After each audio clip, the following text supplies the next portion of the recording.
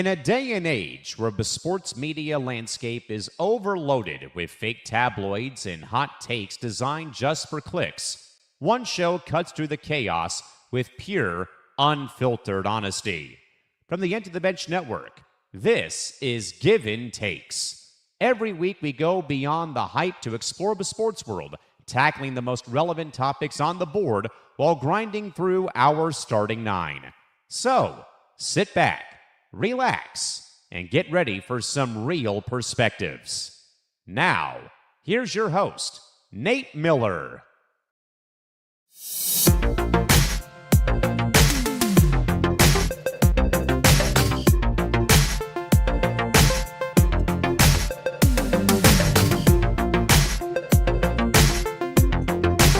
Hello, sports fans.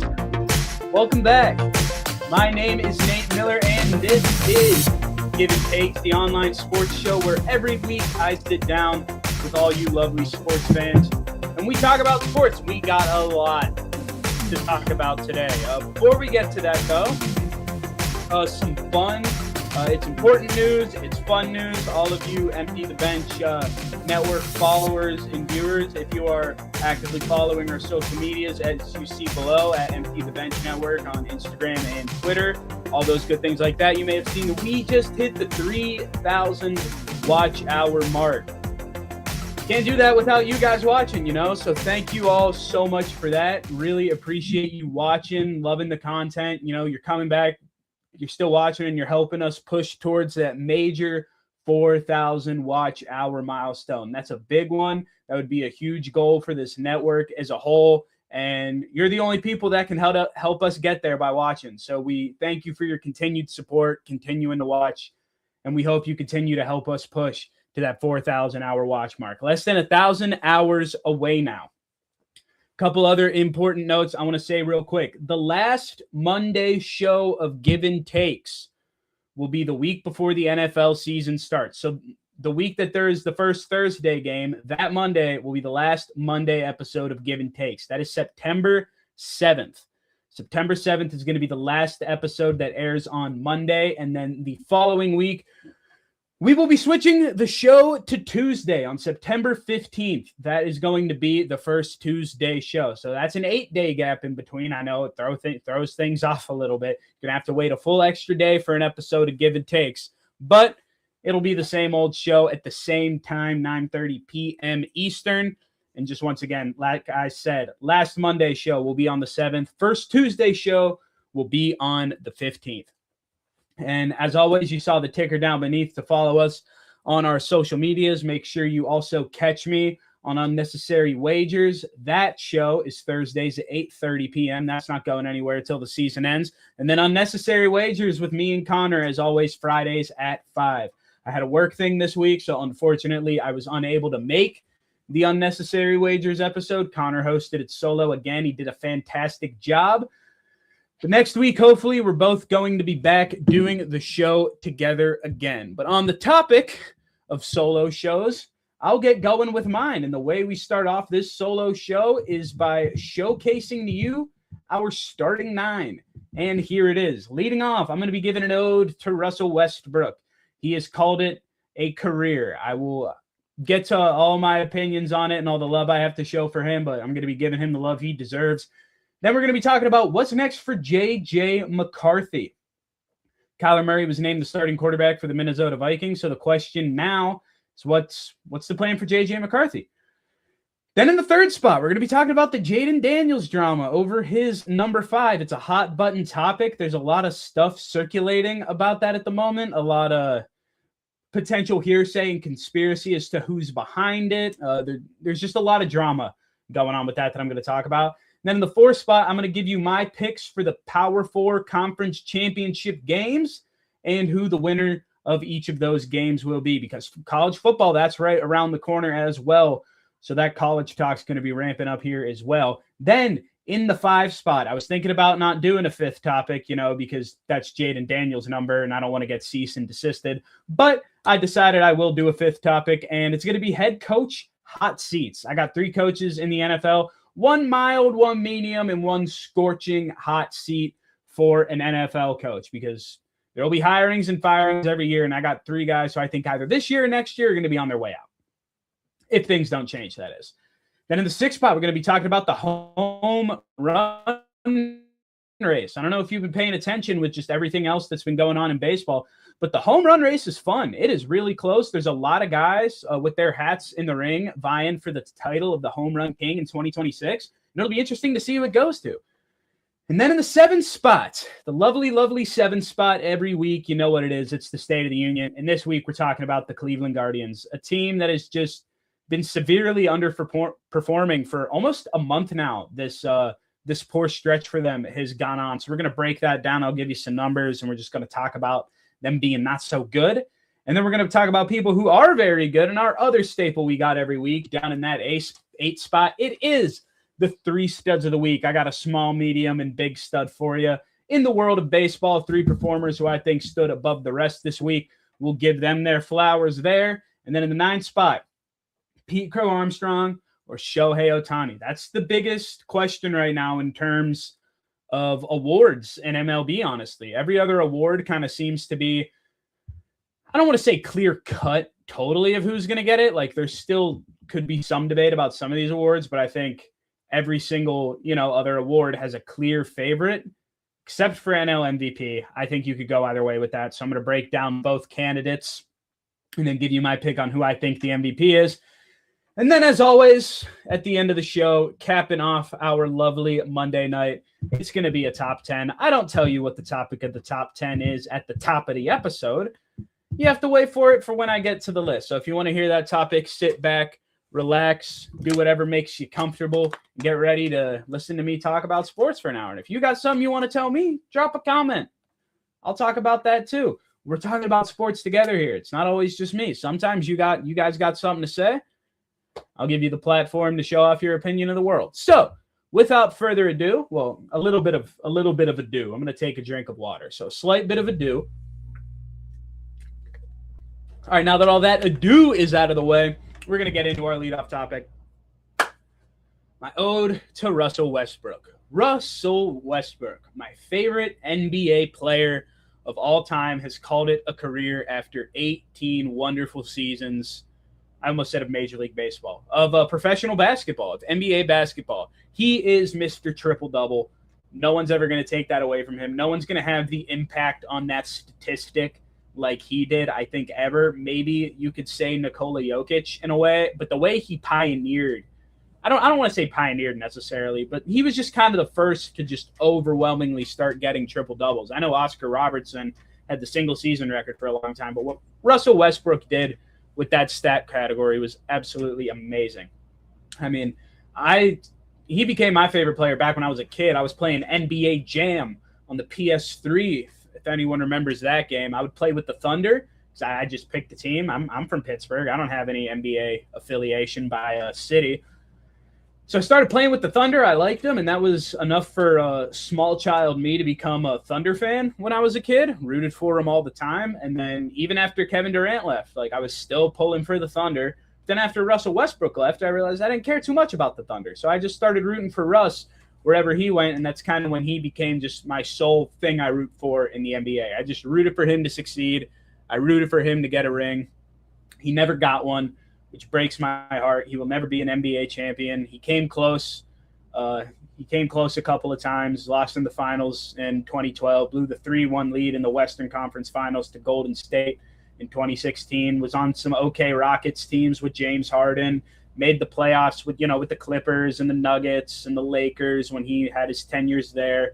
I don't think he ever had any playoff success with the Wizards in any regard, but he had some good years with the Wizards. Him and Bradley Beal were actually a really solid duo, if anyone watched that and remembered that. But he was the man. He was the man. Still is the man, just no longer in the league. I mean, he played with more hustle than anyone I've ever seen play the game of basketball, except for maybe Kobe Bryant or Dennis Rodman.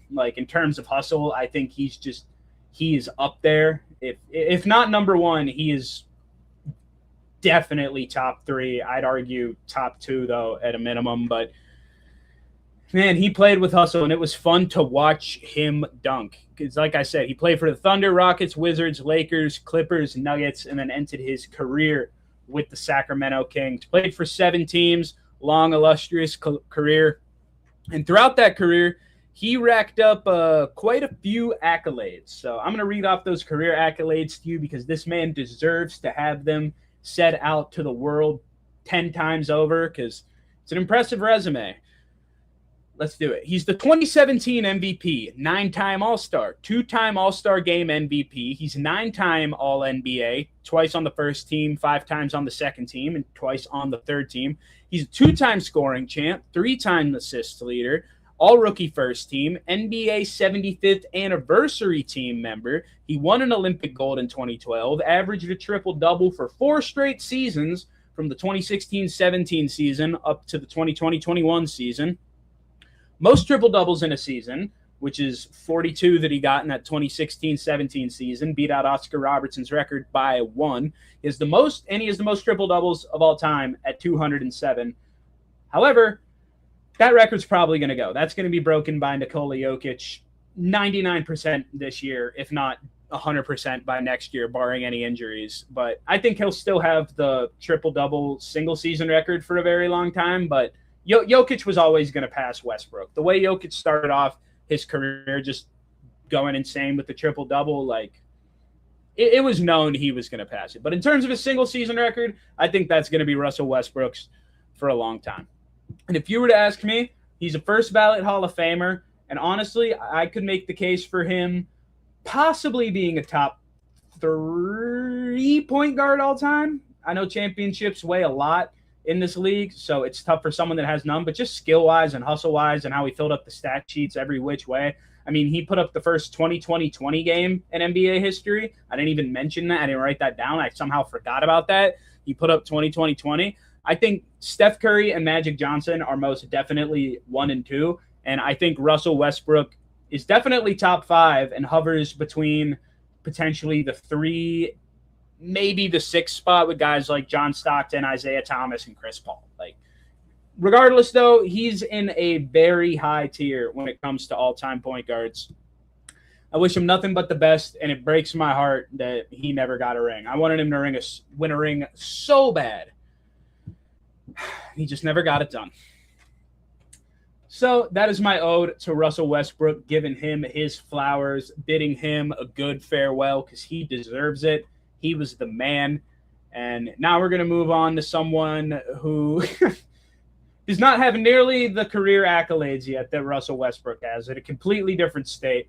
It's J.J. McCarthy. What's next for J.J. McCarthy? So, as I said, Kyler Murray was named the Week 1 starter over J.J. McCarthy for the Minnesota Vikings. McCarthy missed all of the 2024 season right after being drafted with a knee injury. That was the year they had Sam Darnold and went, I want to say it was 14-3 they went and were the 5 seed.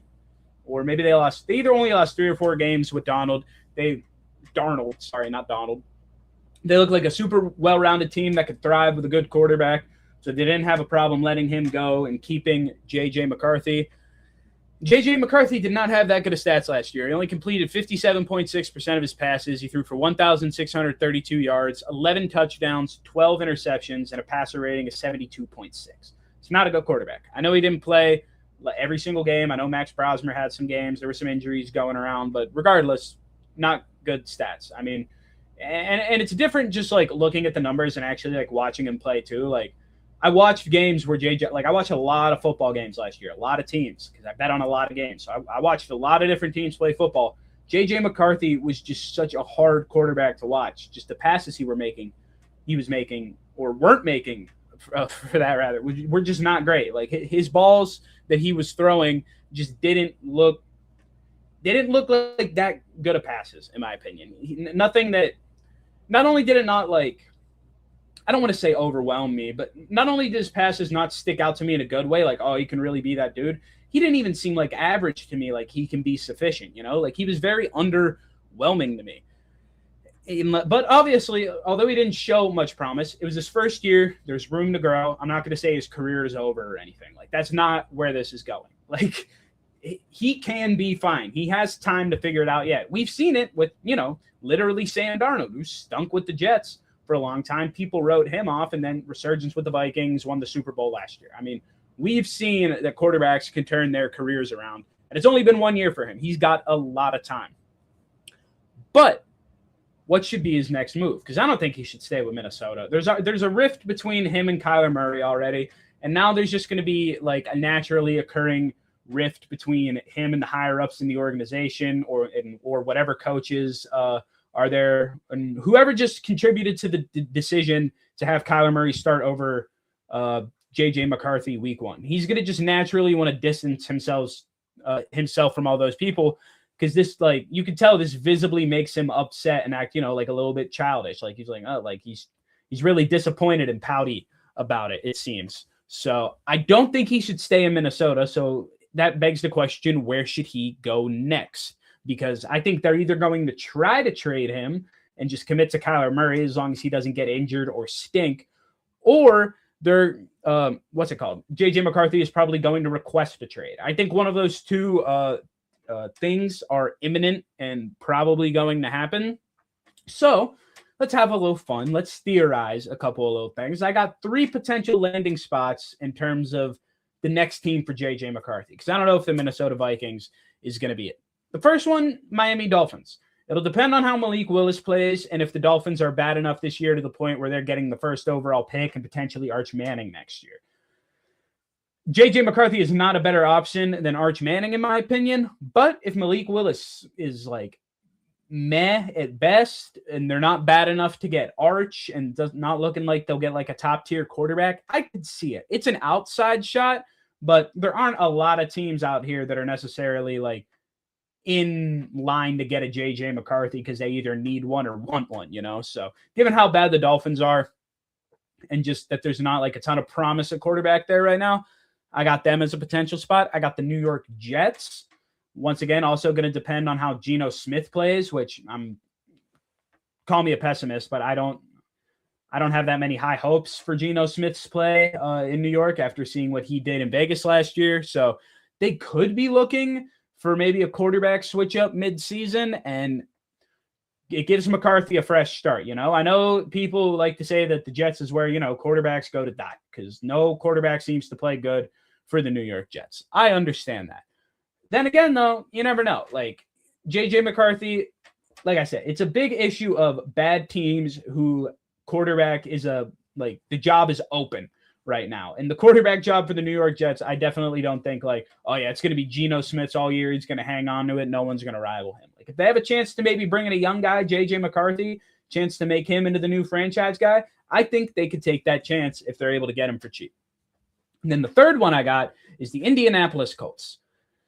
Now, this is not he's going to start like I could theorize that would happen in Miami or New York. This would mostly be he goes to Indianapolis. I think if Daniel Jones gets injured, or I could envision a potential trade 1-for-1. Anthony Richardson goes to the Vikings. JJ McCarthy goes to the Colts.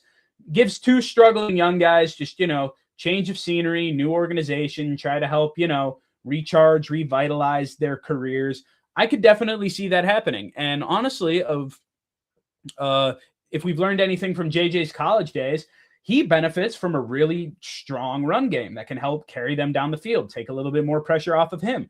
Jonathan Taylor with that offensive line can 100% be that guy to kind of resemble what Blake Corum did for them during their title run in 2024, where they cheated and won the national championship. Like that could happen. So of all the teams that I listed here and just teams I could think of, I like the idea of the Colts the most just because of what it could do for him going forward. I don't think he should start over Daniel Jones by any means, but if there's a situation, maybe like I don't even really know what it would be, but I guess it would only really be injury or just Jones is playing terrible, which I don't wish either of those on to Daniel Jones. I hope he has a healthy year where he throws the rock well. Like I'm rooting for him to succeed this year and just throughout his career.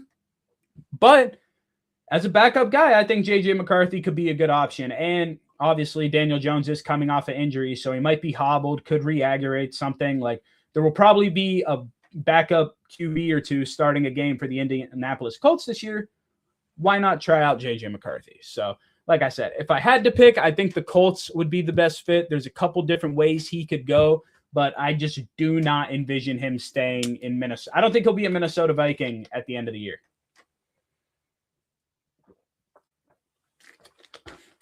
All right. So now we're going to move on. We were just talking about 9, and now we're going to move down a couple and go to 5 with the Jayden Daniels drama.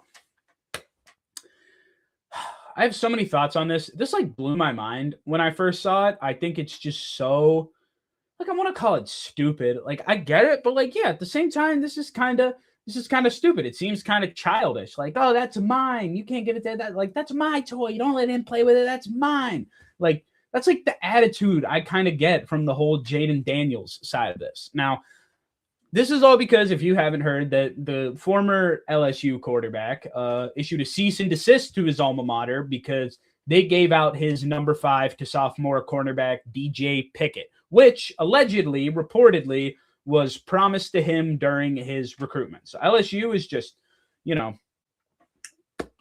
I can't think of the phrase. They're holding up their end of the deal. That's it. LSU is holding up their end of the deal on that. He was promised number 5. He's getting number 5. And this just sent the Jayden Daniels team into a frenzy. Like, oh no, that's his. Like, that you can't give out his number. Think about what he did there. Well, what did he do there? Won a Heisman and 10 games, maybe? Not even. Didn't make the playoff. Didn't make the SEC championship game. So obviously they didn't win the conference. He won a Heisman Trophy. And that's really it. Like, in terms of like the notable Jayden Daniels career, like this is not Joe Burrow winning the SEC and the national championship and throwing for a record amount of touchdowns and on what is, in my opinion, in my lifetime at least, the greatest college football of all time in 2019 LSU. Jayden Daniels was not Joe Burrow. If they gave out number 9 and Joe Burrow had this to say, then I think a lot more people would be like, yeah, I get that. Like, why are you giving out 9? That's Burrow's number.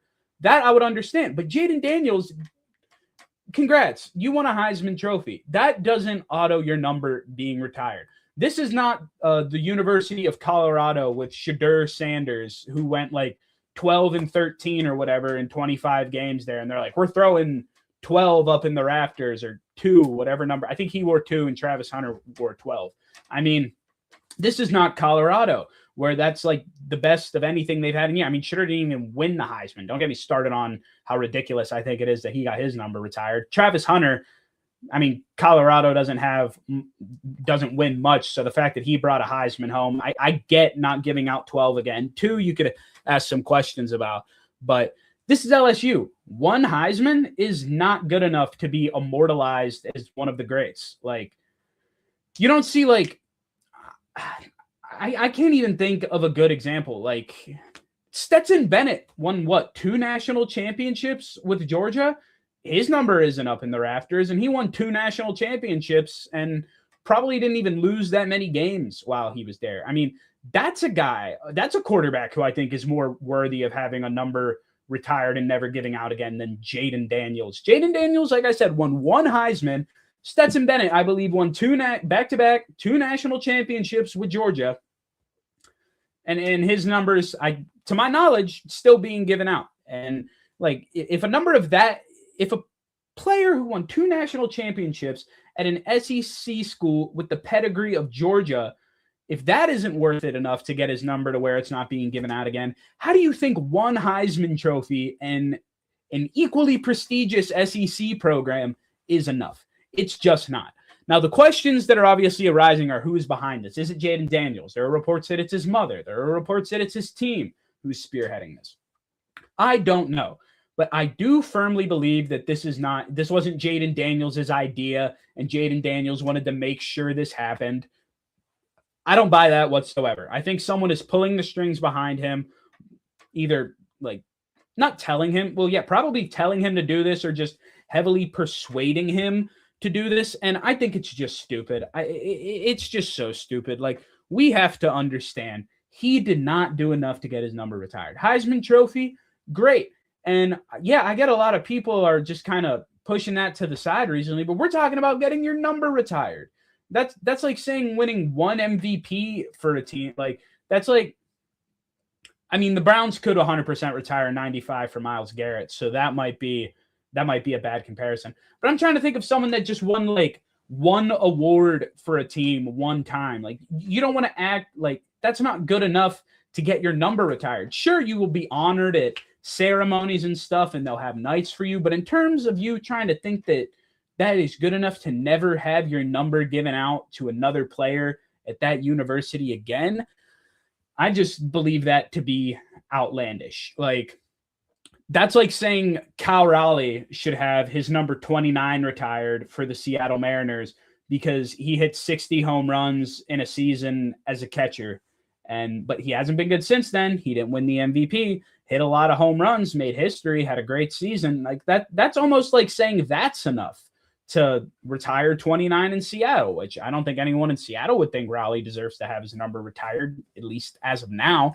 But the only thing, there are a bunch of different ways this scenario can unfold, and I'm sure I'll talk about more updates in this case as it, progresses and goes along. But the only thing I don't want to see happen is DJ Pickett give up number 5, or like the university takes it away from him. That's the only thing I don't want to see happen. Don't give in to this ludicrousness, this craziness. Like, stand your ground as a university, prove the point that while he was a great player and an iconic player for your university, it was not enough to have 5 permanently gone. Keep it out. Keep it with DJ Pickett. If you want to have conversations about maybe after Pickett's done at your school, maybe not giving out number 5 just to put this all to bed, sure, do that. But do not take the number away from this kid and give in to what Jayden Daniels' team is asking for, because I just believe that would be absolutely ridiculous. I mean, they're not adding – he also said they can't even – LSU can't use his name, image, likeness, or anything about his Heisman Trophy anymore. Like, that's how far this has gone. It's ridiculous. It's stupid. And I'm so interested in seeing how all of this stuff pans out.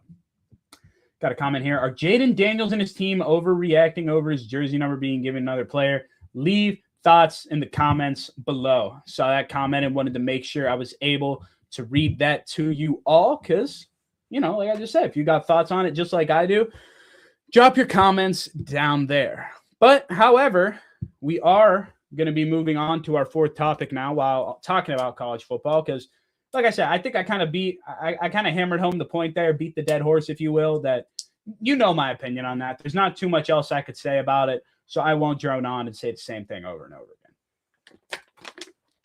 But we are about to move into a fairly quick topic. There's not going to be too much breakdown or analysis for this. Just some quick picks. My Power 4 champion picks. So, fair warning, I am not, I pay attention to college football. I know who's good, who's not. Did I go through all 134 FBS rosters and I know all the moves that were made and the transfer portal signings and coaching changes and everything, every single thing that's happened this offseason, specifically in the Power 4 conferences. So everything is totally grounded in research and I know everything backwards and forwards. Absolutely not. I do not have every single one of my bases covered within there might be a sleeper team in here that everyone's like, oh, but they got so much better last year. How do you not have them playing in the championship game? There are some things I just don't know about, but to my knowledge of who's good and from what I've seen roster construction wise and schedules and everything coming up for this year, I was able to make these 4 predictions of the 2 teams that will be in each championship game through the ACC, SEC, Big 10, and Big 12. And then ultimately who the victor is in that as well. So in turn, this is me saying preseason, who are my 1 through 4 seeds going to be in the CFP? Who's going to get those first round buys for winning their conference? So the first one is the ACC. I have the Miami Hurricanes beating the SMU Mustangs, the Southern Methodist University Mustangs. SMU was a solid team last year. They just barely missed out on the championship game. Same with Miami. I don't think Duke or Virginia get back there, which were the 2 teams that were playing for that title of ACC champion last year. I think Miami's got a great team this year. They were so close to winning the national championship last year, and I think an Atlantic Coast Conference championship is in the Hurricanes' future this year. So they're my ACC champ over SMU. Then in the Big Ten, I have Michigan State winning it all. I'm just kidding. That would be audacious. There's no chance that happens. I actually have Oregon. I got the Oregon Ducks over the Ohio State Buckeyes in the Big Ten championship. I think Indiana is good again this year under Kurt Signetti. Like I said, I got to see them play first. I don't know if they're going to be able to replicate what Mendoza did at the quarterback position and not lose a game and have a dominant run to the Big Ten title game. I don't know. I think Ohio State is still very good with Jeremiah Williams and Julian Sayin. I think they are going to be very, very good. I think Oregon with Dante Moore coming back for another year is going to once again be a very, very good football team. I think those are the two best teams in college football as a whole, let alone just the Big Ten. So I have Oregon over Ohio State in the Big Ten Conference Championship. In the Big 12, actually, I'll say Big 12 for last. In the SEC, I have Georgia over Texas. I think Arch Manning is going to have a bounce back year. I think he's going to be really good for Texas, and I think Georgia is just going to be dominant as always within that conference. I mean, well, maybe not dominant, but I definitely think they are one of the top two teams in the SEC, and that one of those other two teams for me would either be Texas or Alabama. I think LSU's kind of barely on the outside looking in because, once again, like I need to see them play to really believe in it. So I have Georgia over Texas. I was thinking about going Texas over Georgia. I went back and forth on it a little bit, but I settled with the Bulldogs winning and the Longhorns losing. And then the conference that I probably know the least about is the Big 12. I don't watch too much Big 12 ball. My sister goes to LSU, so I watch a lot of SEC ball. I obviously went to Michigan State, so I've watched a lot of Big Ten ball. And then for the ACC, from Pittsburgh, big Pitt family, watch a lot of ACC. So I watch a decent amount of those three conferences play football. The Big 12 has just always eluded me. Never had any affiliation within the conference. I don't watch it too much, so I don't have as broad of a knowledge of like what constantly goes on within that conference every year. But judging by last year, what I know from last year, and that Texas Tech was amazing. And there's no one in that conference that I believe is going to be as good as Texas Tech. I mean, they dominated last year up until their loss in the playoff. Like in Big 12 play, they were absolutely fantastic. I think they keep that up. I think they win the conference easily. That wasn't the hard decision.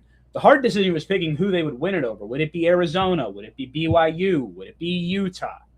And I settled on the Utes. I went with the Utah Utes. And this was tough. I was going to go with BYU, but at that point, I just felt like I was picking the top two teams in every conference preseason and saying, this team's going to beat this team. And that felt a little chalk to me. So I was like, there's got to be one kind of sleeper-ish team that goes on a bit of a run. And I haven't seen Utah in the Big 12 championship game in what feels like a little bit. That'd be really embarrassing if it turns out they made it last year. I'm going to Google that real quick. Last Big 12 championship appearance for Utah. Let's see what we got. They were last. Oh, Utah has never appeared in a Big 12 championship game. Oh, because they just joined the Big 12 in 2024. So yeah, they've never been in a Big 12 championship game. I didn't even really realize that they joined it just only 2 years ago. It felt like they'd actually been in it longer. It shows how much I pay attention to the Big 12, like I said. But yeah, I think Utah can finally get there, and I got them in the Big 12, losing the Big 12 championship. I'm guessing Utah was probably Pac-12 before that. I'm also Googling that just to double check myself. Yeah. So that's what I got there. I'll run it back for you. I got Miami over SMU. I got Oregon over Ohio State. I got Texas Tech over Utah. And I got Georgia over Texas. That's in the ACC, Big 10, Big 12, and SEC. So those are my Power 4 champion picks. Those will probably change throughout the year as I see teams play and continue to watch a large sum of college football. But those picks will always be on record, so I'll be able to go back to those at the end of the season and see if I was right. Now, moving on to topic number 5. Like I said, Jaden Daniels and his team. I know I'm using the number 5. I don't know if I got the okay from them, but I'm going to do the fifth topic anyway and hope for the best. Which, yeah, as an aside, I forgot to mention that the jokes and the trolling around Jayden Daniels and number 5 has been so good. Like MLB teams that'll score 4 runs and be like, we stopped at 4 runs out of respect for Jayden Daniels as number 5. And one team was like, we got rain delayed in the fourth.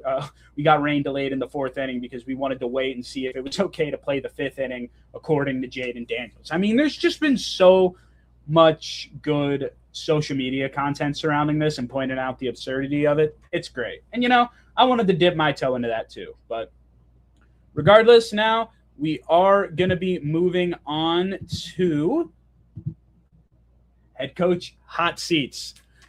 I got 3 NFL coaches, like I said, mild, warm, and scorching hot. People who might be losing their jobs soon if their teams don't get better.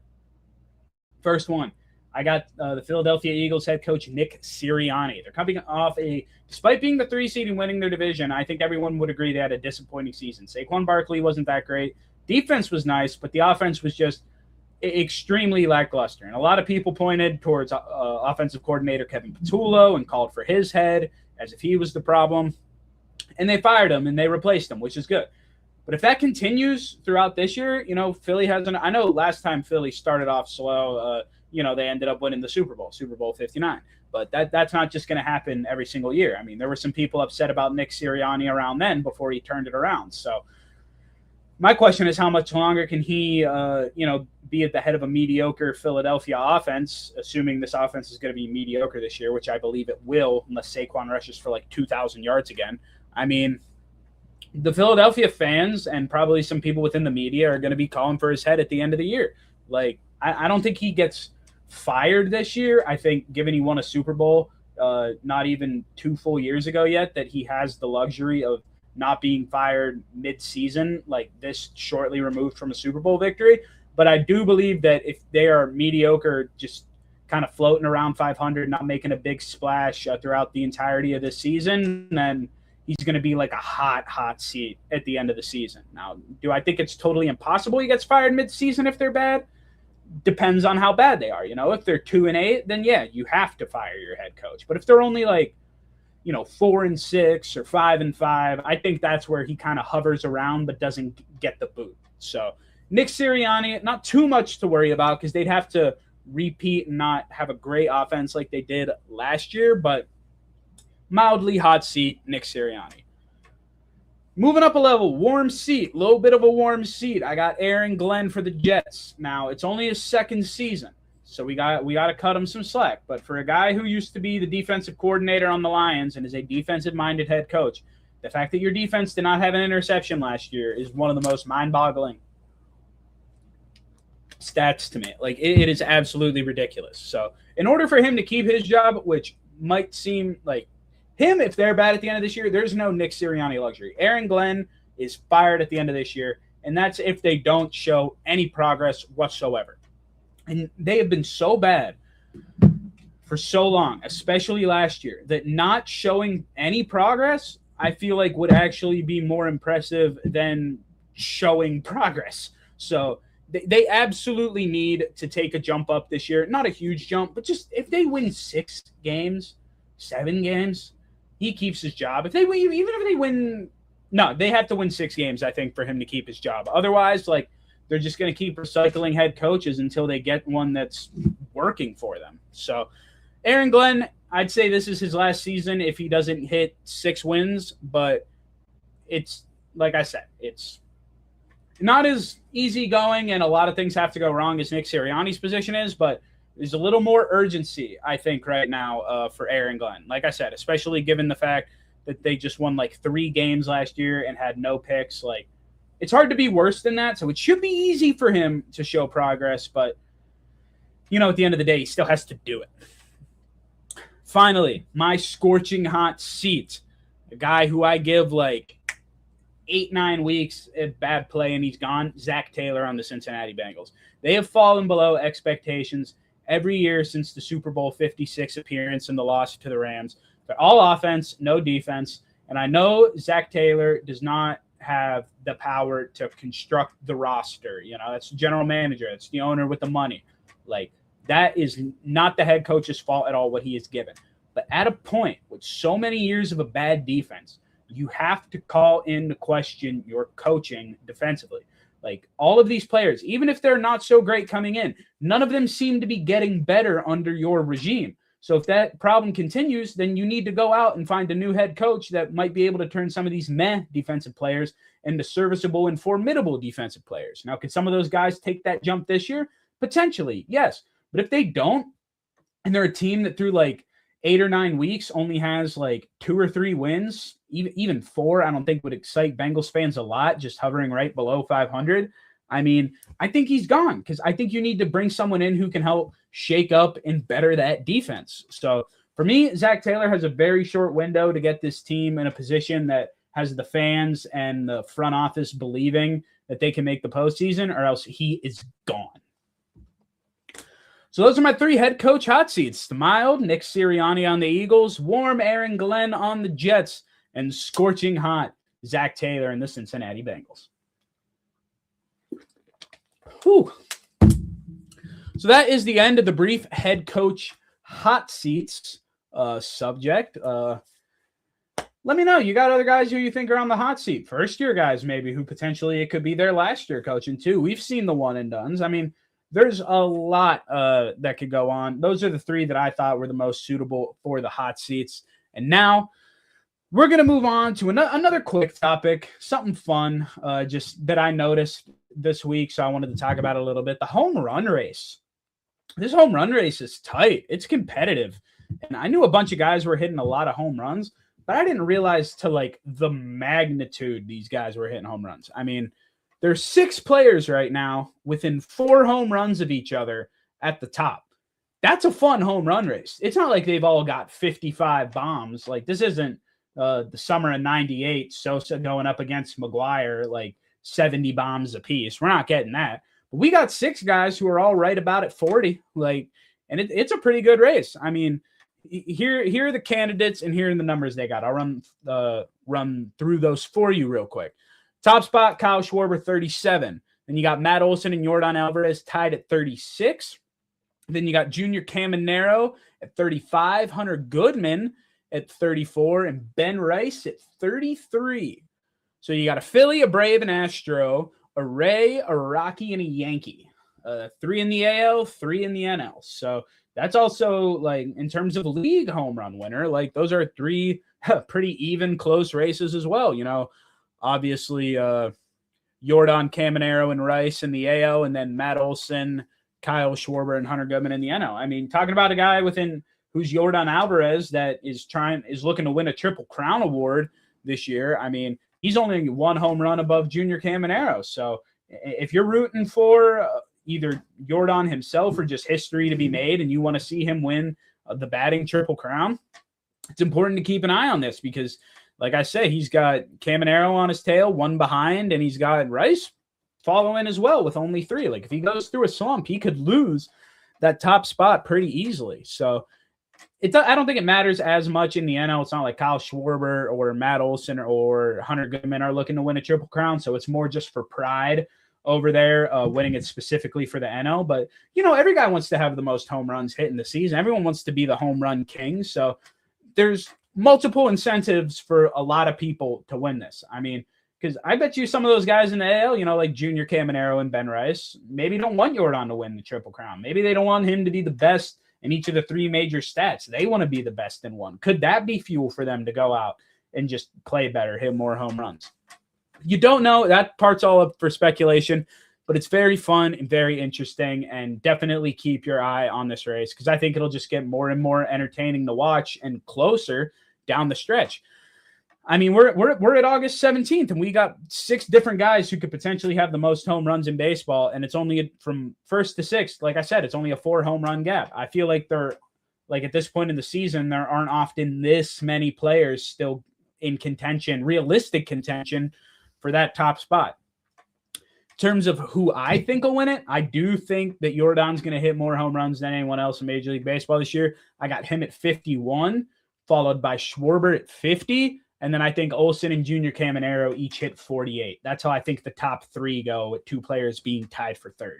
And yeah, like I said, I love how deep this race is. It's another one of those things that just make every at-bat more exciting to watch. Like, every time one of these 6 guys comes up to the plate, you just know, hey, if they hit a home run, that shakes up the home run race. And that's just one of those things, like, I don't want to say going on behind the scenes of baseball necessarily, because everyone knows about like these statistical races and everything, but that's what makes like September and August baseball really fun, is when you got guys chasing stats and accolades, like, and titles every plate appearance. Like, it just makes those at-bats more fun to watch and a little more meaningful. I will say, though, that the fact that I think the home run leader is only going to top out at about 50, maybe low 50s, is crazy to me. I thought multiple guys were going to hit 60 this year. I thought we have just reached an era of baseball where we were going to start pushing that number a little bit more, with just, you know, how strong some guys are, how sometimes the ball's a little bit more juiced. I know, like, pitchers are throwing faster now than ever, so that means, I mean, a ball coming in fast, ball go out fast, you know? Like, so a lot of balls with these, you know, 100, 200, 3-mile-an-hour pitches that are being thrown now, like, you make good contact on it, it's going to go miles. So I really thought we were going to see multiple players with 60 this year, and as it's looking, not as it's looking, we're going to see 0. If someone hits 60 home runs this year, I'll go bald. I'll shave my entire head if someone hits 60 this year, because I don't think Jordan can hit 24 home runs in 40 games, or Schwarber can hit 23 in 40 games. Like, we won't see 60, but I do think both of them will push low 50s. So, yeah, that's all I got for that. Honestly, it's going to be a fun race. I'm keying you all into it. That's part of the reason I wanted to talk about it, because, I mean, it's one of those things like it's not just Schwarber and Jordan, or Schwarber or Jordan Olsen. Like I said, 6 guys, 6 different teams who have a guy that can have the most home runs in the MLB. I think this race is going to go down to the wire. And like I said, I think it'll be Jordan, but I think it's going to be close, and I'm really excited to see how this ends up. Whew. Now moving on to the 7th topic. As always, the tried, the true, the constant State of the Union. This week, it is the Cleveland Guardians. And wow, like, I knew I was going to put them on this because I noticed in the standings early in the week, like, oh, they dropped from 2nd to 4th. Yeah, that's a team I haven't talked about yet that would be good for State of the Union, going through a dry slump. I didn't realize how bad it was, man. I didn't realize how bad it was getting in Cleveland. I mean, this is a team that should be floating right at the wild card. Like, I know they're only a game and a half back, so it's not like that crazy, but they should be better in their division. They should be better up in the wild card standings. I mean, this is a team that led their division at some points this year, and they really made some good moves at the deadline that I thought was going to help them, you know, get a couple games up in a wild card spot, or potentially overtake first place in their division. And they're just kind of going down the opposite. They're going the wrong way on the leaderboards. Like I said, they're currently in 4th place in their division, 6 games back of the White Sox in the AL Central. They're the 5th team out of the 3rd wild card spot right now. However, that's only a game and a half, so it's not that much. But it's the fact that the AL is so weak and bad that it's like, your record should not be this bad. You should be multiple games up in a wild card spot, if not leading your division, with the guys you got. I mean, let me tell you something that's crazy. Since July 21st, their last 24 games, they're 7-17. Awful. They have a 5-game losing streak. They have 2 3-game losing streaks. They have not won back-to-back games. No back-to-back wins. They were swept by the Mets and Rays. Their only series win was versus the Reds, and they had other series losses to the Padres, Tigers, White Sox, Diamondbacks, and Twins. I mean, outside of the White Sox are a good team. The Padres are a good team. The Rays are a good team. Diamondbacks are solid. Tigers are solid. Mets and bad. Reds are bad. Twins are fine. I mean, you shouldn't go 7-17 against that collection of teams if you're trying to be serious right now. Like, you just can't. And I mean, and if you want to look at just since the deadline, since they made these acquisitions, since the August 3rd deadline, they're 3-9. They're 250 winning percentage. They won the fourth of their games. Awful. I mean, at the deadline, they acquired Joe Adell, Nathaniel Lau, Foster Griffin, Craig Yoho, and Blake Perkins. 5 big guys that they have brought in, and since then have only won 3 games. Like, that is not what you are looking for at the trade deadline. Now, this isn't like to the entire fault of the acquisitions. I think, like, in terms of the big three, I'll read you some stats real quick. Nathaniel Lowe has actually been great for Cleveland so far. He's got 8 RBIs in 10 games. He's hitting 286 with an 846 OPS. He's having a really nice start to his Cleveland career. And then you got Joe Adell, who is having a really bad start to his Cleveland career. He's hitting 167. That's 7 for 42, 2 homers, and a 685 OPS in the 12 games he has played with Cleveland. He has not been what they had hoped so far. And Foster Griffin hasn't been amazing either. He's 1-1 on the mound in 2 starts. Those 2 starts amounted to 9 total innings pitched, where he's got an ERA of 6. He's given up 11 hits, 8 runs, 6 of which were earned. Obviously, with the 6 ERA over 9 innings. I'm guessing you could have figured that one out, but I said it for you anyway. He's given up 3 home runs. He struck out 9 batters and issued 3 walks. So he's got to strike out an inning, basically. He's given up 6 earned runs. It's not like I'm saying he's going to be terrible for them or anything. I'm just saying, like, in terms of, like, the immediate success, which is kind of what you're banking on when you make these moves at the trade deadline, 2 of their 3 big names have not shown up to the party. You know, Joe Adell has been bad. Foster Griffin has not been great either. Nathaniel Lowe, I can never remember which way his is pronounced. I'm pretty sure it's Lowe, though. He's been killing it. He has been absolutely great for them.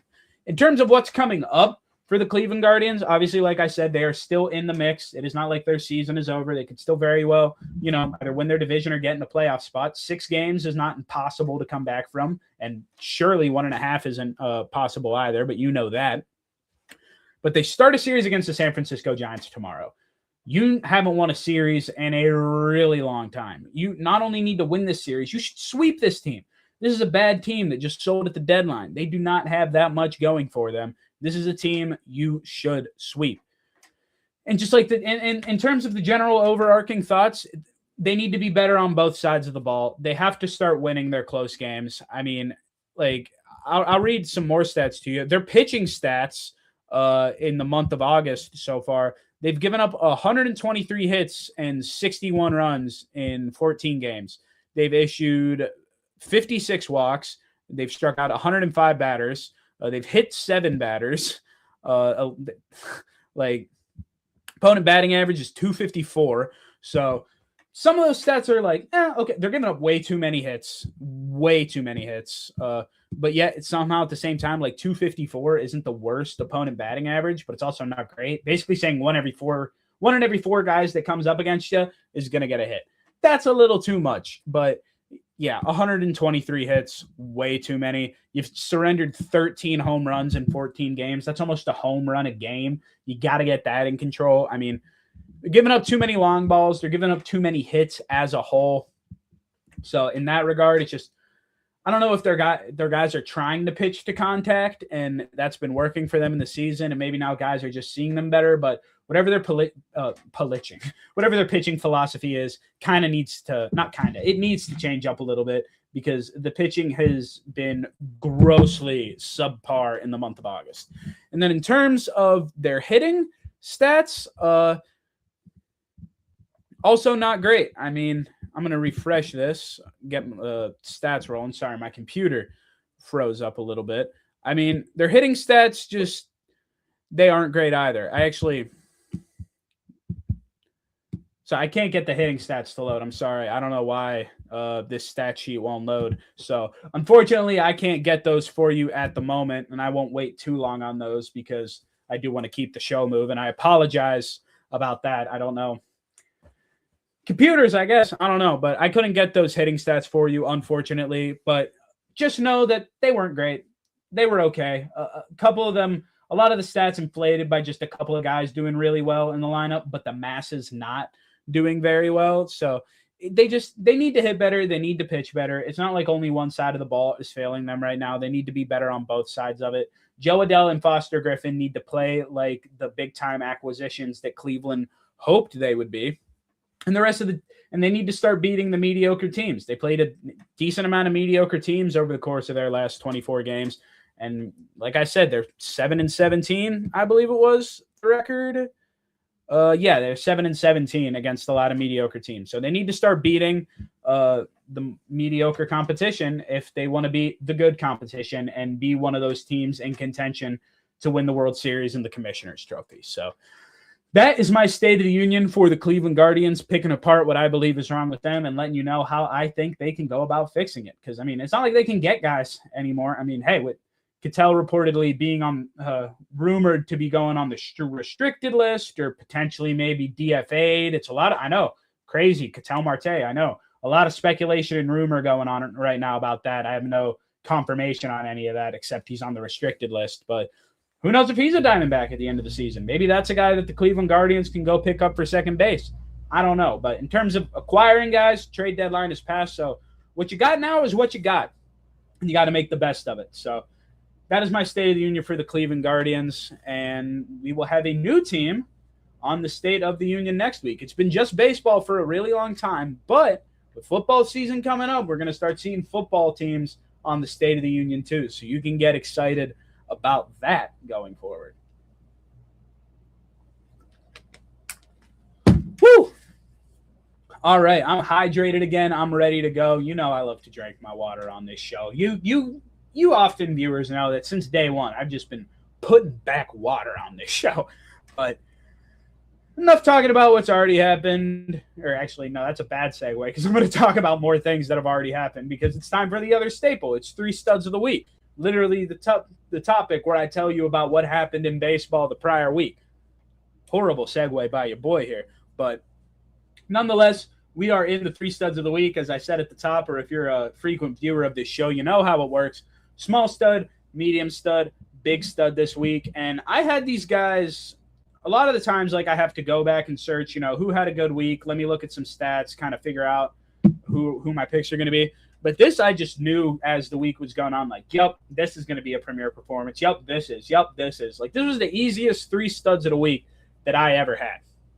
Small stud, Jack Caglione, Royals. I mean, he's really coming into his own this year. I mean, the Royals aren't too great, but he's been showing a lot of bright spots. And he had a career-high 12-game hitting streak that took place, obviously in 1 week you don't play 12 games, but over the course of the past week encapsulated his 12-game hitting streak, where during the midst of that he tallied 5 homers and 17 RBIs. So absolutely great lights out stretch for him, bright spot, and you hope with guys like that the Royals can start getting better. I mean, you really, really do. I mean, they have Bobby Witt, Salvi, Vinny Pasquantino, a lot. Like, I know Pasquatch and Salvi are not getting any younger, but in terms of Bobby and Jack Caglione, like you got something real to build off there. So I'm rooting for that kid. I hope he does well. Loved watching him at Florida. Then in the median stud, I got a Pittsburgh Pirate for you. I got Braxton Ashcraft. The first player ever to pitch 9 innings of Major League Baseball, that's within 1 game, of course, with 10-plus Ks on 85 pitches or fewer. Just a dominating complete game performance for him. It would have been even more historic if it was a shutout. Unfortunately, he did give up 1 run, but the only blemish on that start was the fact that he gave up 1 earned run. The final line in that start was 9 innings pitched, 3 hits, 1 run, which was earned, of course, a walk, and then, as I said earlier, the 10 strikeouts on only 85 pitches. If it was a shutout, it would have been a Maddox. It would have been regarded as one of those, like, just premier pitching performances of all time, and really unfortunate that he just had to give up that 1 run because it would have been one of the best shutouts, most efficient shutouts of all time. And then finally, if this wasn't obvious enough, I'm sure a lot of you can guess where I'm going with this. The big stud of the week is Big Joshua Baez, the rookie for the St. Louis Cardinals, who against the Cubs on Saturday went 3 for 3 in his first 3 major league at-bats with 3 home runs. That's right. He came up into the MLB, homered in his first at-bat, homered in his second at-bat, and homered in his third at-bat. Just to put a little icing on top of that, he homered on the very first pitch he saw in his first at-bat too. So Kick started off his career in saying he's the first player to ever accomplish this feat. And if you were to ask me, I definitely think it's the best debut I've ever seen by a hitter. But in terms of a player, because this includes pitchers too, The only debut that I can think of that rivals Baez's in terms of how impressive and historic it was Steven Strasburg's against the Pittsburgh Pirates back in 2010. I mean, that Steven Strasburg debut is just absolutely iconic. I'm sure Joshua Baez's will become iconic as well, depending on how his career pans out. But in terms of overall player, best debut right now, I think I would. It's tough for me. I don't know who I have between Strasburg and Baez. It's too tough for me to pick right now. But Baez is definitely the best I've seen from a hitter. So running those three studs back for you. My small stud is Jack Caglione. My medium stud is Braxton Ashcraft. And my big stud is Big Joshua Baez. And now for the ninth topic, final topic here before we move on to the top 10 on this lovely Monday evening, we're going to be talking about the debate of Pete Crow Armstrong or Shohei Ohtani.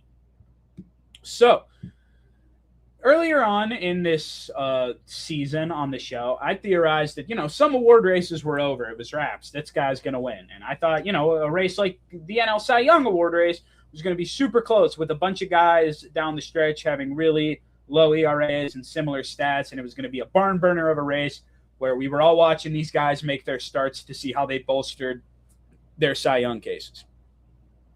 And I was totally wrong. NL Cy Young, 100% going to be going to Jacob Mizorowski, barring an injury or like 3 straight horrific starts. Like it's Miz's award to lose. I don't think anyone's really rivaling him for that.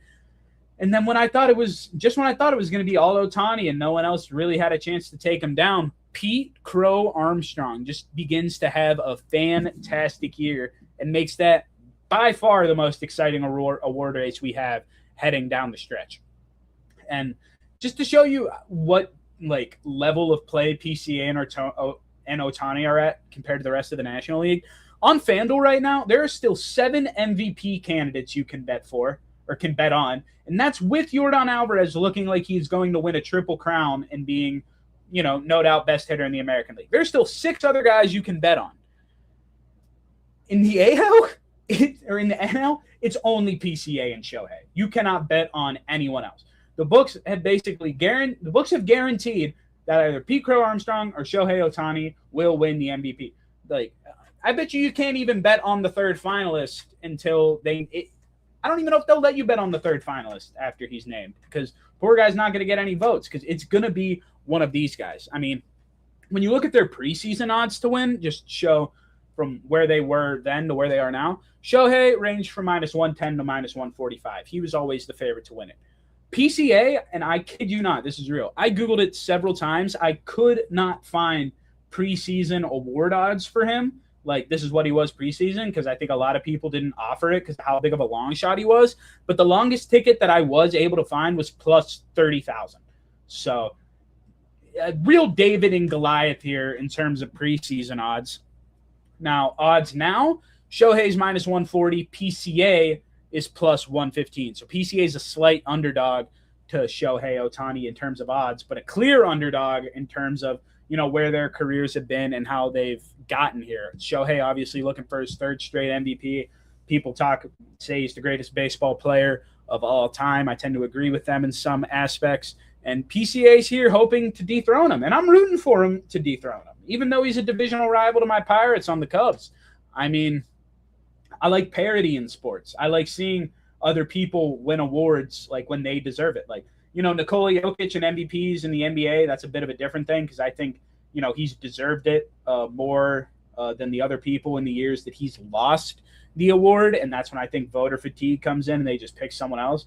But in terms of the MLB here, I don't think it should just be given to Shohei because he's having a good year, because I think PCA is having a better year. And if it wasn't for Shohei having 14 games where he pitched, I don't know. I think it would be no contest. But I'm going to read off the stats to you. I think, like I said, in my opinion, I think PCA's numbers are better even when you include Shohei's pitching stats.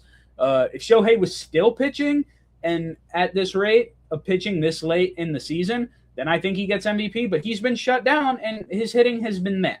So let's break down the stats. Shohei Ohtani, he's got a 6.3 WAR this year. 3.3 of that is for his hitting. In 115 games, he's got 128 hits and 443 at-bats.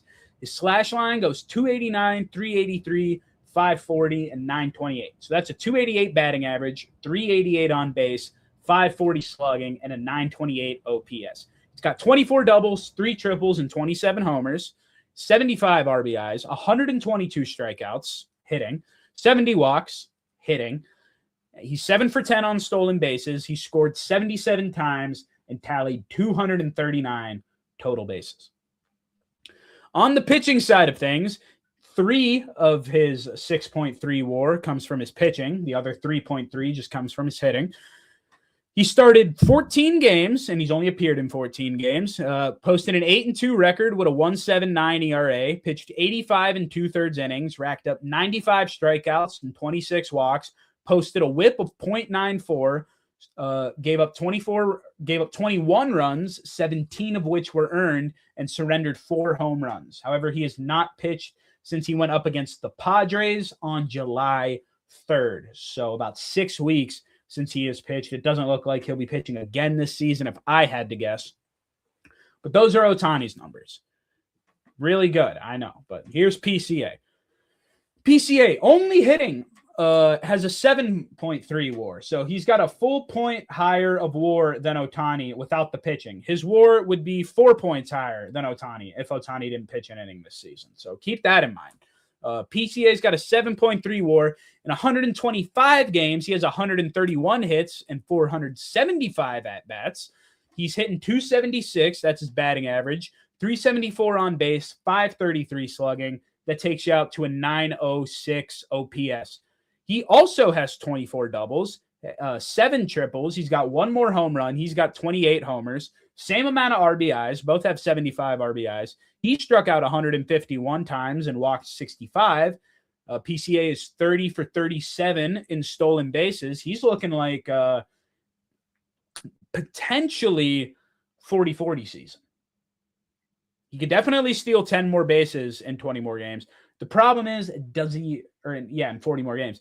Problem is, does he hit 12 more home runs?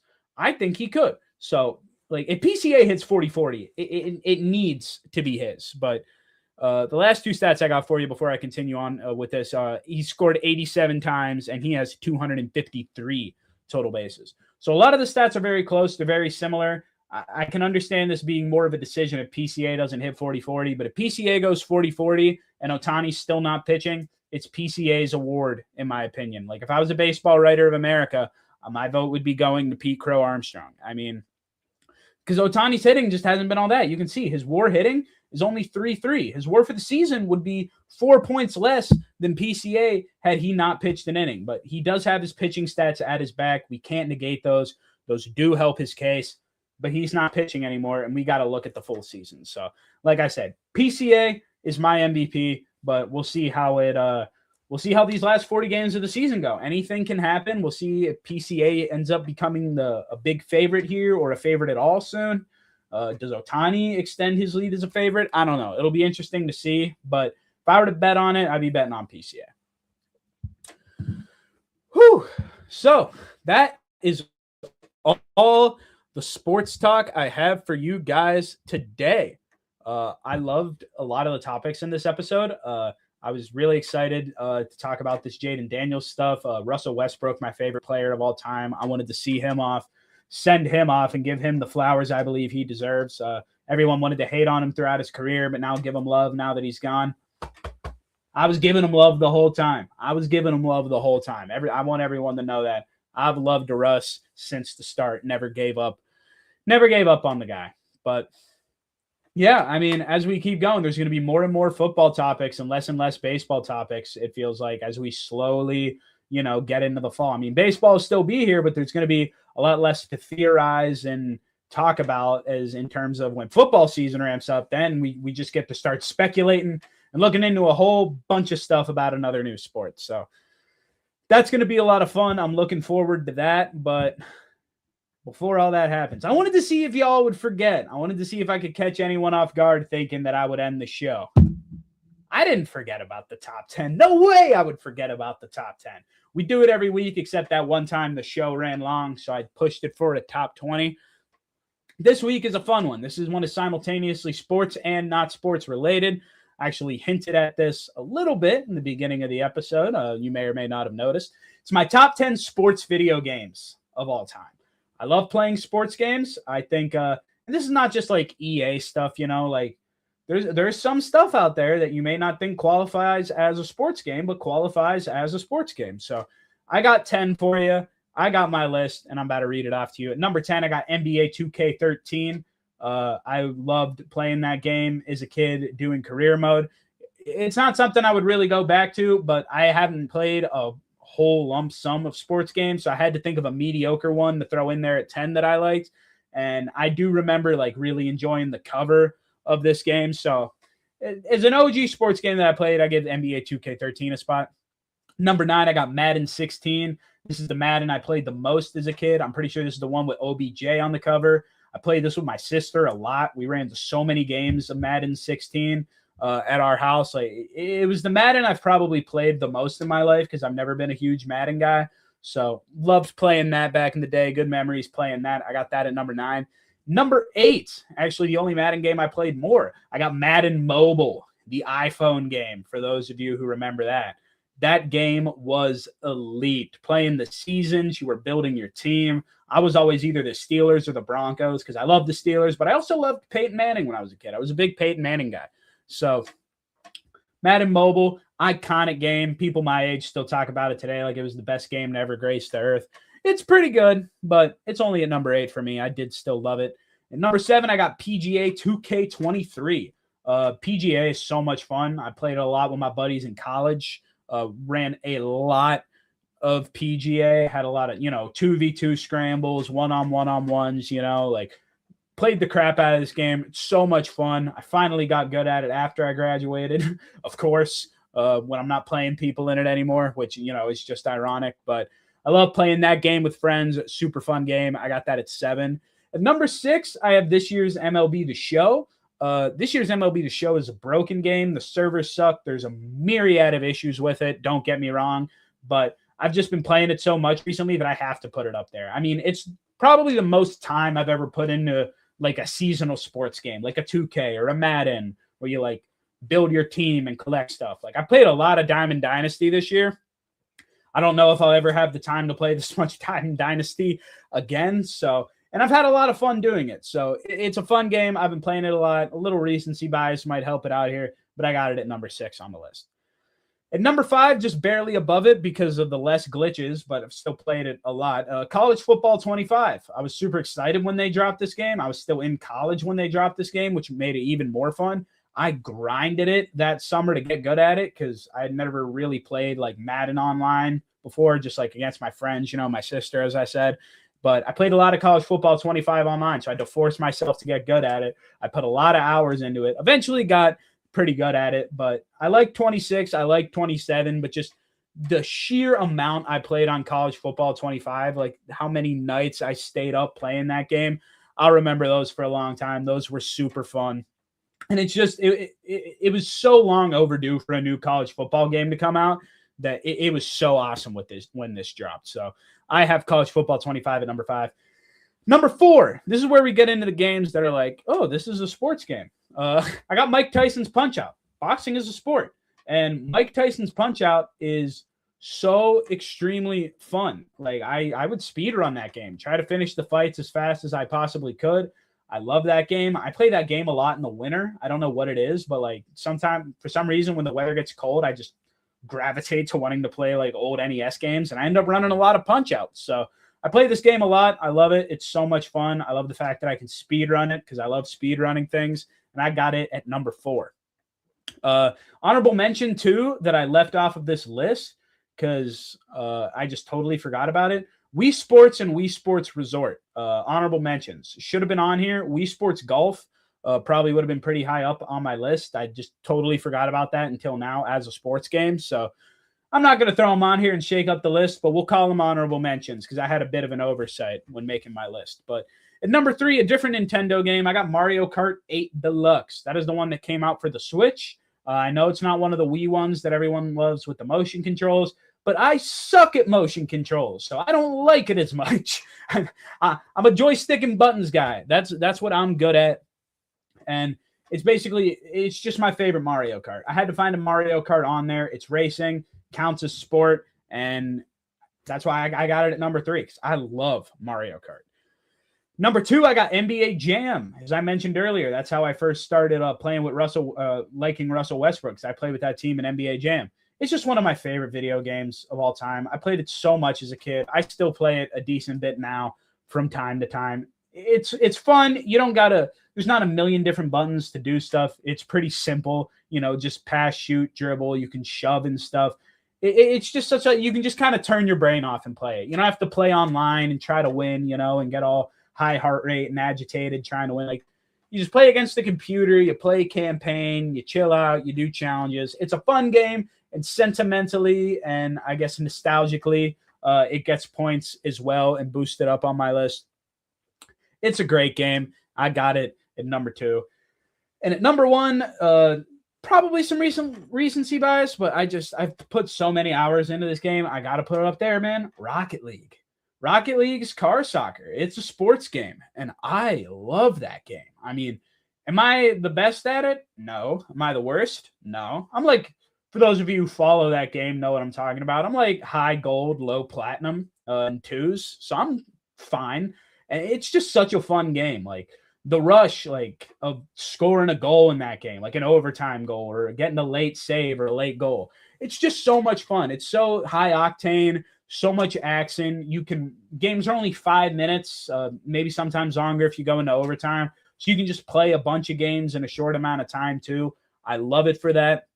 And it's hard to get used to, but once you pick it up and get going with it, just so extremely fun and satisfying to both play and succeed at. So I have it at number 1. But a lot of these things on this list could move up and down. It's hard to remember what I like more, what I like less, but I'm feeling pretty good about this list. I am a little disgruntled at myself, though, that I left Wii Sports out. I'd probably, if I had to change this, take out NBA 2K from the 10 spot and then put Wii Sports at 4 over Mike Tyson's.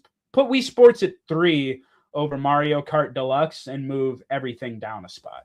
So, given that, my on-the-fly revised top 10 for you all that I got. Honorable mention NBA 2K13. Number 10 is Madden 16. Number 9, Madden Mobile. Number 8, PGA 2K23.